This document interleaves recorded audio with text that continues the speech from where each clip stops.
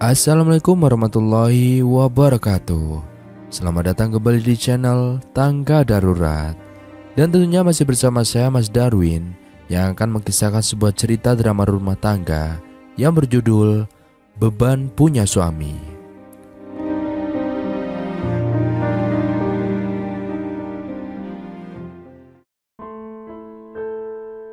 Saat terima nikahnya Ananda Cinta Mulia binti Rasti dengan mas kawin tersebut tunai, sah. Alhamdulillah, suara hamdalah mengiringi setelahnya.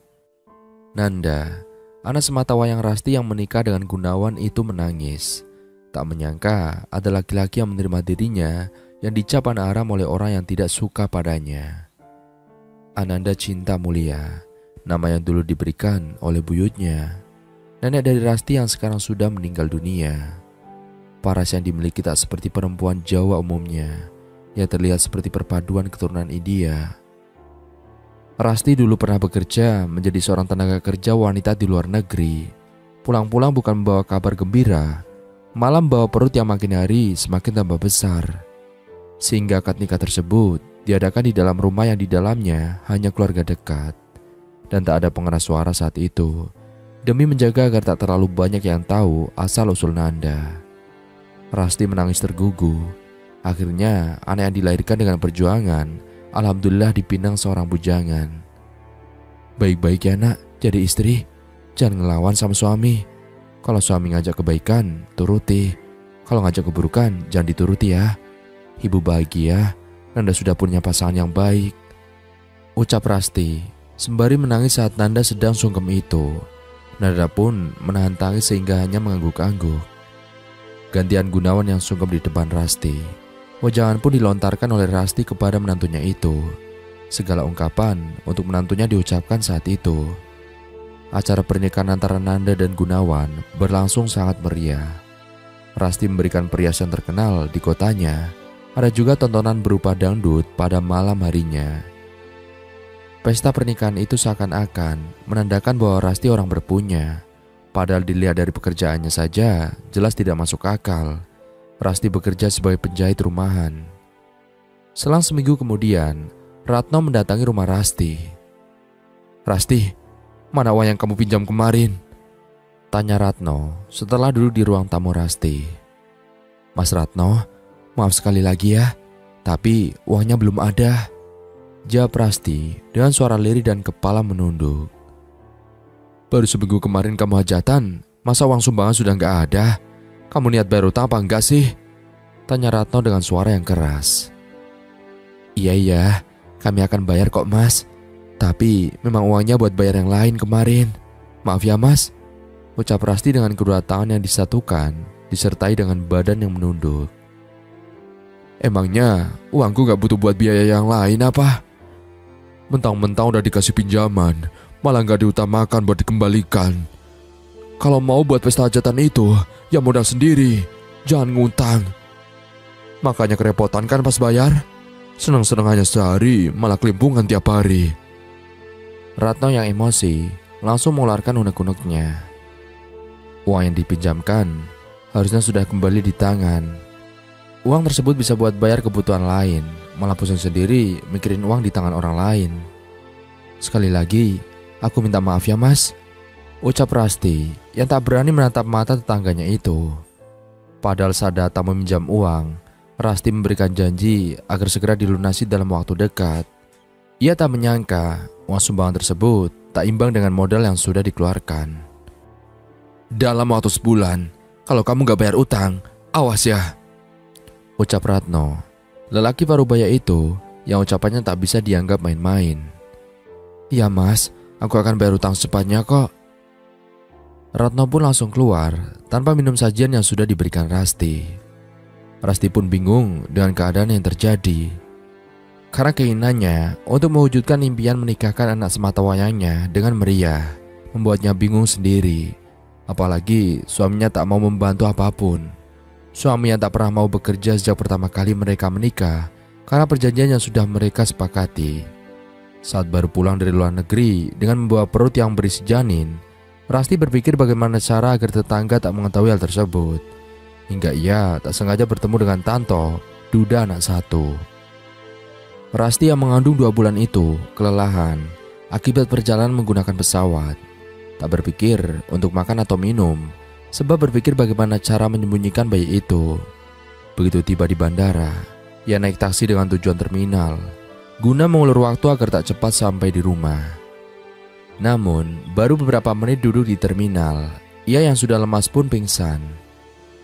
Bangun dari pingsan, Rasti langsung melihat laki-laki yang sepantaran dengannya sedang duduk membelakangi ranjang pasien. "Aku udah gak mau tinggal di situ lagi, Bu. Pokoknya aku gak mau," ucap pemuda itu dengan penuh amarah. "Kenapa gak mau, Nak? Di sini kan masih ada anakmu.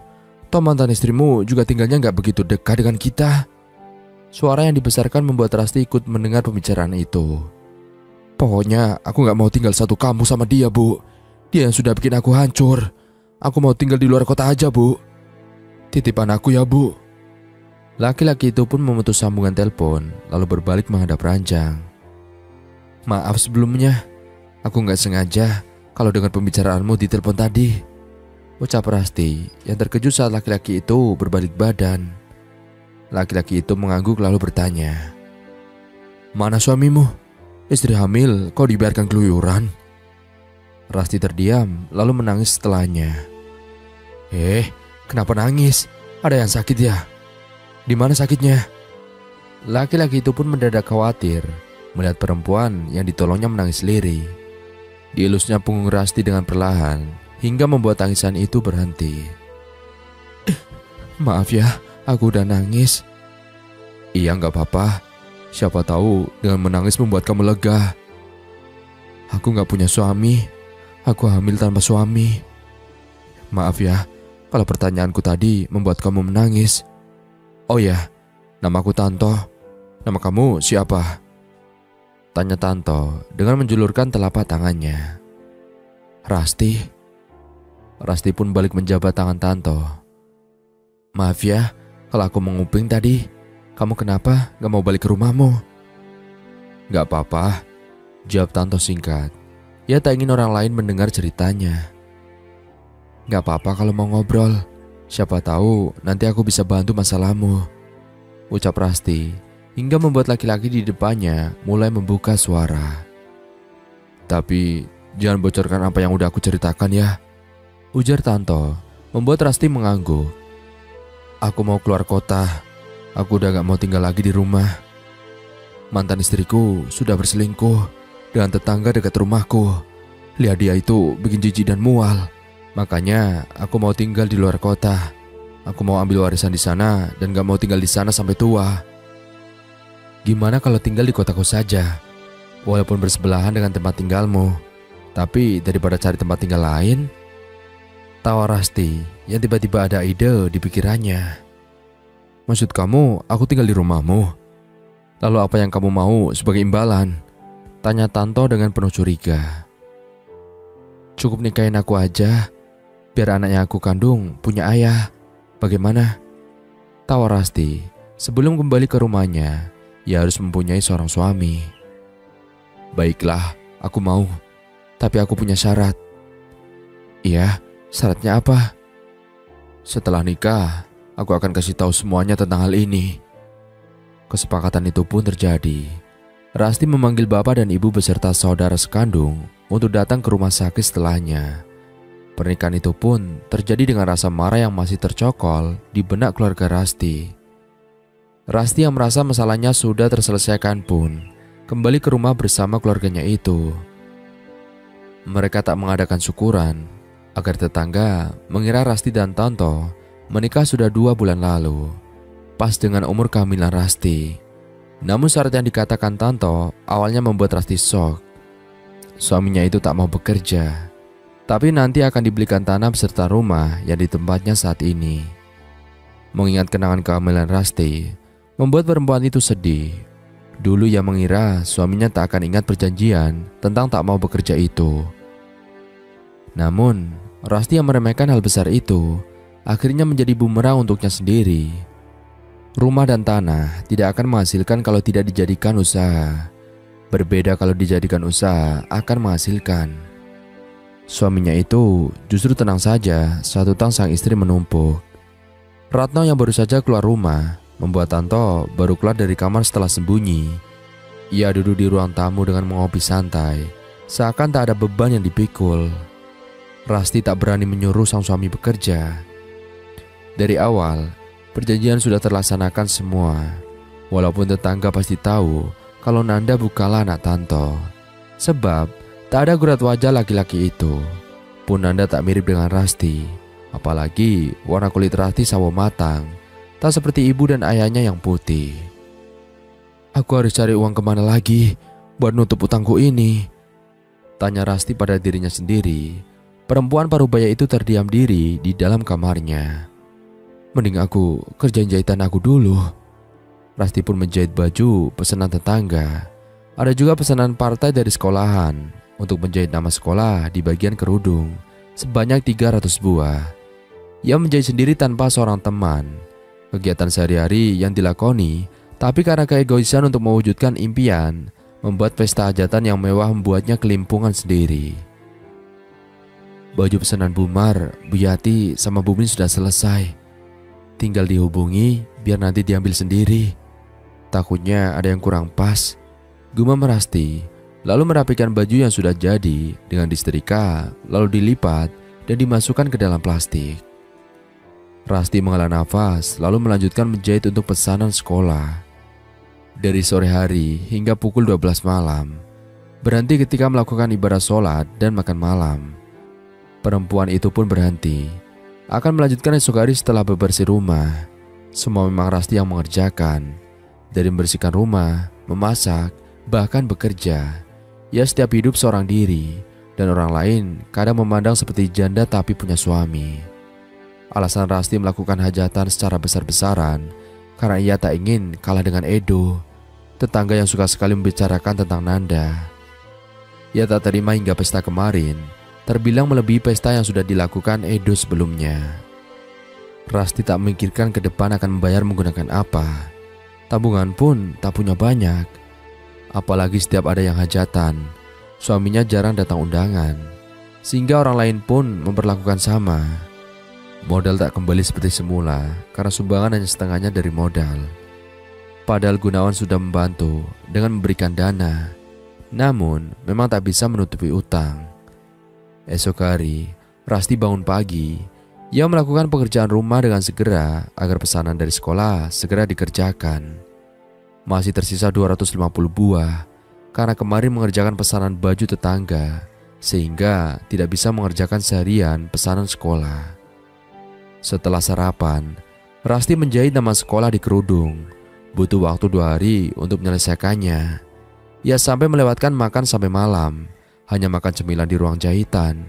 Ia harus semangat untuk mengerjakan pesanan. Apalagi bukan hanya Ratno yang ia pinjam uangnya, ada juga utang tetangga yang terkenal dengan bunga yang tinggi, Rusmi namanya.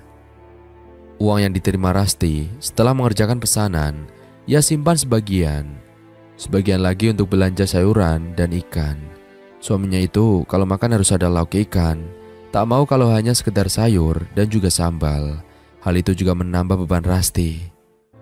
Mas Tanto, sapa Rasti saat Tanto masuk ke dalam kamar. Mas, hutang aku makin banyak karena bunganya setiap hari banyak, Mas. Boleh minta bantuan gak untuk juga ikut kerja? Tanya Rasti dengan nada lirih. Ia sudah lelah setelah menjahit sehari semalam selama berhari-hari. Uang yang masuk pun pasti tak akan mampu buat bayar utang Ratno yang senilai 20 juta itu. Apalagi Rusmi dengan segudang bunga itu. Enggak, aku gak mau. Aku udah tempati janji kamu untuk jadi ayah Nanda demi menutupi kebusukanmu di luar negeri. Sekarang kamu juga harus berjanji untuk menepati dan membiarkan aku tidak bekerja. Apalagi aku sudah membeli tanah dan rumah di sini. Kamu tinggal menempati saja. Tak pernah aku menagih uang sewa selama ini. Celetuk Tanto, lalu tidur di ranjang sambil menutup selimut sampai leher. Ia tertidur dengan pulas, tak mempedulikan istri yang sudah dinikahi sedang dalam keadaan kalut. Ya Allah, jadi setelah puluhan tahun menikah, dia merasa aku numpang di rumah ini. Keluh Rasti dengan lirih sembari menangis. Walaupun berniat menutupi aib, mengandung dalam keadaan belum nikah, semua orang tetap tahu kalau Nanda bukanlah anak Tanto. Buat apa Rasti menikah dengan Tanto kalau yang diuntungkan di sini hanyalah Tanto? Rasti menafkahi Tanto selama puluhan tahun, tapi masih merasa Rasti menumpang tinggal di rumah yang dibeli hasil dari warisan oleh ibu Tanto itu. Tanto selama ini kelihatan baik untuk masalah ibadah. Ia sholat tepat waktu, bahkan jamaah di masjid atau musola terdekat. Namun untuk kehidupan terhadap sesama manusia, Tanto buruk. Ia tak mempedulikan tugasnya sebagai suami yang menafkahi lahir batin. Ia hanya menafkahi batin saja. Tanto bagaikan simpanan Rasti yang hanya hidup ongkang-ongkang kaki saja, tak perlu berusaha payah dalam mencari uang. Bahkan anak dengan istri pertama tak pernah dinafkahi. Kalau ini ujian untuk diriku, aku terima ya Allah. Semoga hamba bisa segera melunasi utang ya Allah. Amin. Doa Rasti setelah menyelesaikan sholatnya. Setiap hari, Rasti tak pernah merasa tenang. Ia selalu kepikiran bagaimana cara membayar utang. Apalagi, Rusmi kemarin datang menagih utang. Ia memberikan rincian bunga yang nilainya sudah 1/4 dari uangnya. Padahal dalam waktu kurang dari 1 bulan. Jahitan Rasti memang terkenal bagus pengerjaannya. Apalagi, ia membandrol murah. Tak pernah menjual mahal jasa jahitannya. Tetangga yang juga penjahit tak terkenal jahitan Rasti. Setiap orang memang hanya melihat, tapi tak pernah melihat beban yang ditanggung. Rasti yang banyak pesanan jahitan, mempunyai banyak utang ditambah tak dinafkahi suami. Beda dengan tetangganya, yang hanya digunakan untuk mengisi waktu luang dan ia diberi nafkah oleh suaminya. Sebulan telah berlalu dari waktu Ratno datang ke rumah Rasti. Laki-laki itu mengetik pintu dengan kasar. Lalu Rasti pun membukakan pintu dan mempersilahkan masuk. "Bagaimana Rasti? Apa sudah ada uang untuk bayar utangmu itu?" tanya Ratno dengan tegas. "Uangnya sudah ada mas, tapi kurang," jawab Rasti lirih. "Mana uangnya? Aku mau kamu bayar sekarang juga." Rasti pun segera mengambil uang yang sudah disimpannya itu di dalam lemari baju. Simpanan uang yang tak pernah Tanto tahu karena jika suaminya melihat akan diambil dan digunakan. Untung saja Tanto pergi nongkrong di warung. "Ini mas, ini uangnya," ujar Rasti sembari menyodorkan uang pecahan tersebut dalam tas. Ratno pun menghitung uang tersebut. Rasti harap-harap cemas menunggu. Perempuan itu seakan takut akan hal yang dilakukan Ratno apabila uang yang dipinjamkan kurang. "Uangnya belum ada 1/4 dari yang kamu pinjam. Ini bahkan baru 3 juta saja Rasti. Gimana dengan 17 jutanya? Tanya Ratno sembari masukkan uang tersebut ke dalam tas yang dibawanya dari rumah. Walaupun terkenal keras dan tak kenal ampun dengan peminjam uangnya, laki-laki itu akan memberikan solusi agar uangnya cepat kembali. "Aku belum tahu mas, segini yang aku hasilkan dalam sebulan," jawab Rasti sembari menautkan kedua jemarinya. "Kalau segini yang kamu bayar, butuh 6 bulan buat kamu bayar. Emangnya kamu gak bayar utang Rusmi juga? Apalagi dia meminjamkan uang dengan bunga yang banyak. Mending jual aja tanah warisanmu itu. Utang sama aku lunas, utang sama Rusmi juga lunas." "Tapi tanah warisan itu gak dijual mas," ujar Rasti yang kaget Ratno memberikan solusi itu. "Ya sudah kalau begitu, kamu akan lihat utangmu sama Rusmi bunganya akan semakin banyak. Masih untung sama aku tanpa bunga. Pikirkan baik-baik usulku ini Ras. Daripada nanti kamu bayar bunga aja, utangmu gak segera lunas. Kalau kamu jual tanah kan, aku ada kenalan. Tenang aja, aku gak bakal ngambil untung. Toh nanti uangku juga bakal balik. Kamu bakal bisa tenang setelah bayar utang." Setelah bicara seperti itu, Ratno pulang dengan membawa uang tersebut. Rasti yang masih duduk di ruang tamu pun merenung. "Kalau aku gak jual tanah, nasib utangku gimana ya? Apalagi Mas Tanto merasa aku hanya numpang tinggal di rumahnya. Kalau aku jual tanah itu, aku gak punya simpanan tanah lagi. Tanah itu pun bukan aku yang beli, itu tanah warisan. Bingung aku," gumam Rasti kepada dirinya sendiri. "Coba aku tanya masku dulu lah." Rasti kembali menyelesaikan pesanan baju. Nanti malam, ia berencana untuk datang ke rumah Tono, kakak satu-satunya itu. Malamnya, Rasti pergi ke rumah Tono. Ia pergi tanpa pamitan kepada suaminya itu. perempuan itu semakin bosan hidup dengan suaminya itu. Dulu memang tak ada tanggungan, sehingga Rasti biasa saja saat bekerja sendirian.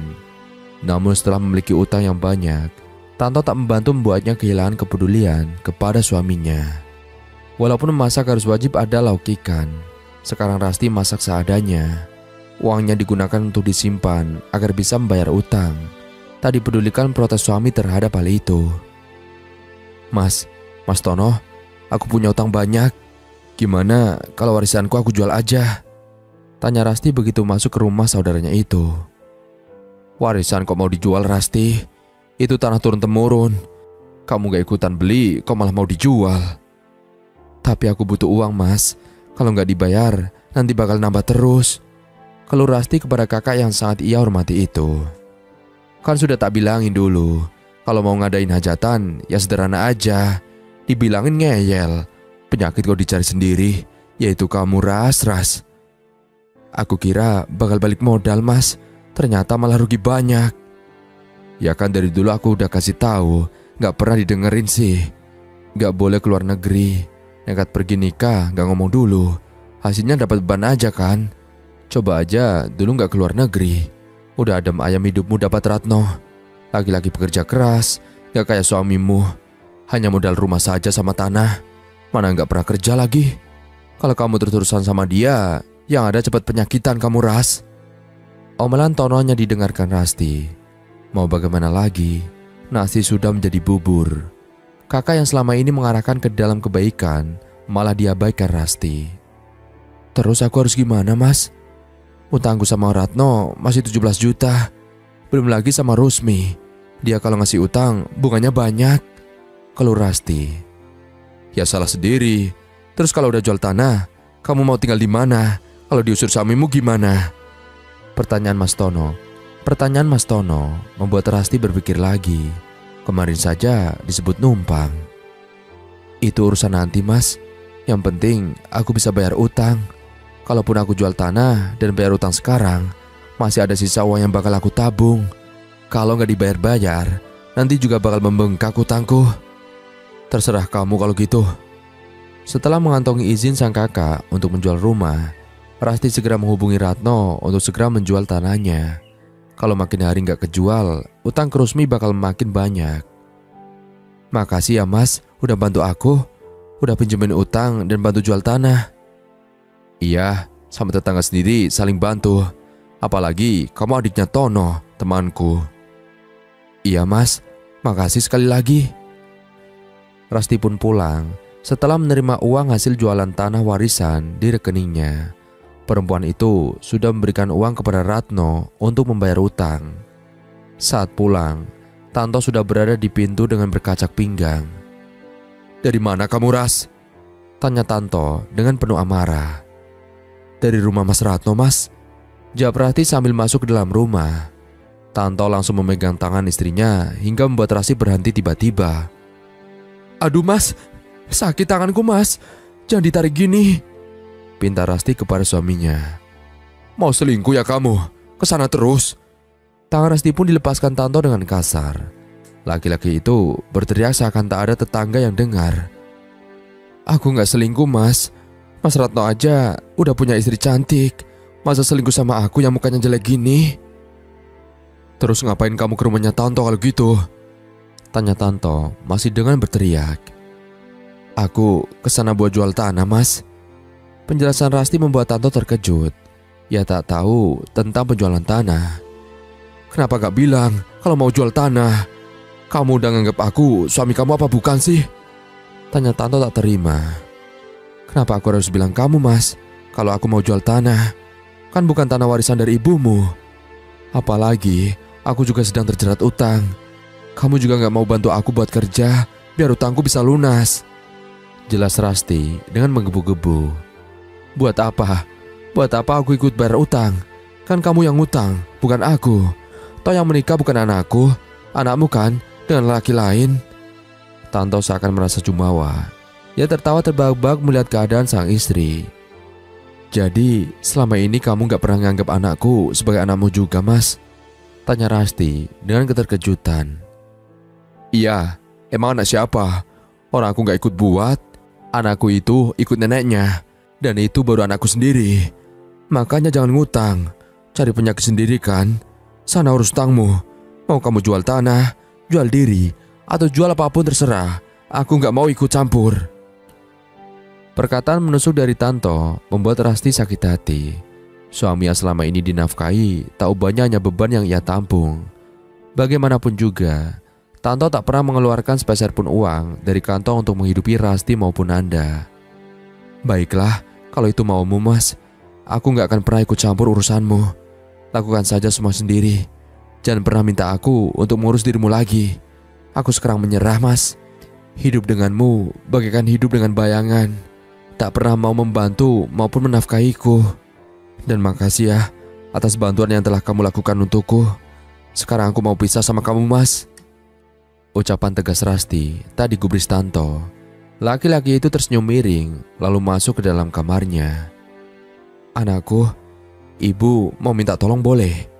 Tanya Rasti kepada menantunya di telepon. Mau minta tolong apa bu? Gunawan siap membantu kalau bisa.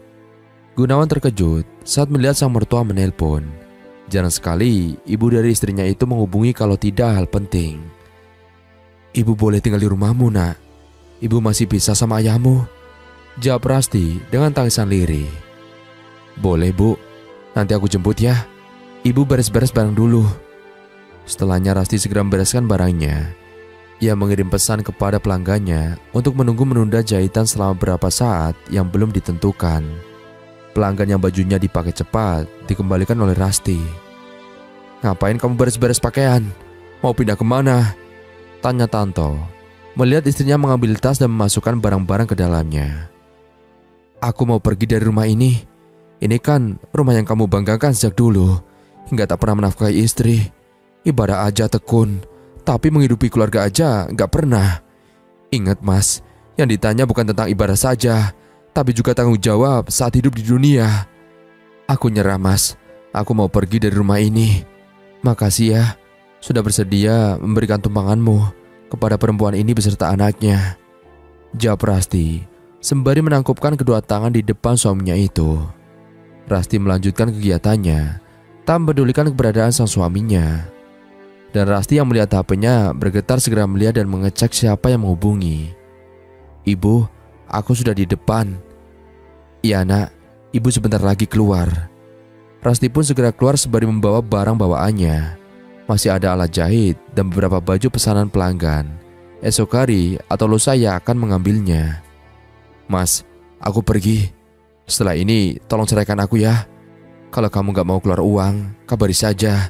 Aku yang akan ajukan gugatan. Kepergian Rasti tak berarti apa-apa lagi bagi Yanto. Ia seakan bisa hidup tanpa kehadiran sang istri. Mau pergi juga silakan. Toh aku masih punya tanah dan rumah ini. Gumam Tanto lalu lanjut tidur. Tak mempedulikan kemana istrinya akan tinggal di mana. Setiap pagi, Tanto akan sarapan tanpa perlu melakukan apapun. Bangun tidur tinggal makan. Namun sejak istrinya pergi, Tanto malas masak. Ia pergi ke warung dan memakan apa yang diinginkan tanpa peduli berapa harganya. Punya saya berapa bu totalnya? Tanya Tanto saat sarapan di warung pertama kalinya. 20.000 pak, sama teh anget juga ya. Berarti 23. Jawab penjual makanan itu. Tanto pun membayar makanannya. Tanto tak mempedulikan asupan yang masuk ke dalam perutnya. Beda saat dengan istrinya dulu, masakannya selalu ada sayur, ikan, bahkan ada buah tersaji di meja makan. Sekarang makanan Tanto antara lain yaitu sate, nasi padang, bakso, mie ayam, ayam geprek, segala mie. Makanan tak sehat hingga membuat Tanto masuk rumah sakit. Ibu, aku ada di rumah sakit, ucap Tanto saat menelpon ibunya. Ya udah, ibu akan ke sana ya. Kirim alamat rumah sakitnya. Selang beberapa jam, ibu Tanto pun datang menjenguk sang putra. Istrimu mana? Kok gak kelihatan? Ibu Tanto celingat-celingu melihat sekitar. Tadi ditemukannya sang menantu di kamar anaknya. Dia pergi bu, udah aku ceraikan. Tapi dia yang mengajukan ke pengadilan. Aku gak mau keluar uang banyak. Istri baik gitu kok kamu ceraikan sih Tanto? Udah syukur loh kamu dapat Rasti. Dia mau sama laki-laki yang gak guna, gak mau kerja. Ibu kalau punya menantu seperti kamu, udah ibu minta buat ceraikan dari dulu. Mana dia selalu baik sama anak kamu lagi. Ya kan emang sudah dari dulu perjanjiannya gitu. Tanto gak mau kerja. Kalau nanti Tanto kerja, malah istri Tanto keenakan nanti, malah selingkuh kayak dulu. Laki-laki itu membela diri, tak mau disalahkan. Halah, perkara mantan istri selingkuh aja buat kamu gitu. Tapi otak juga harus dipakai. Udah dari dulu ibu bilangin kan, buat kerja juga gak mau. Anak gak dinafkain, malah minta istri nafkain. Ibu bingung, kenapa anak ibu kelakuannya kayak gini. Ibu Tanto pun menangisi kepergian menantunya itu. Menantu yang mau merawat anaknya selama puluhan tahun itu. Setelah menginap semalaman, Ibu Tanto menemui Rasti. Ia tahu keberadaannya saat bertanya pada cucunya, yaitu Nanda. Meskipun dari dulu, ia tahu kalau Nanda bukan cucu kandung. Toh Rasti dari dulu menjadi menantu yang baik, merawat Tanto tanpa imbalan apapun, kecuali soal menutup aib itu. Rasti, ibu minta maaf ya sama kelakuan Tanto yang kayak gitu, pinta ibu mertua Rasti dengan menangis. Rasti sudah maafkan Mas Tanto kok bu.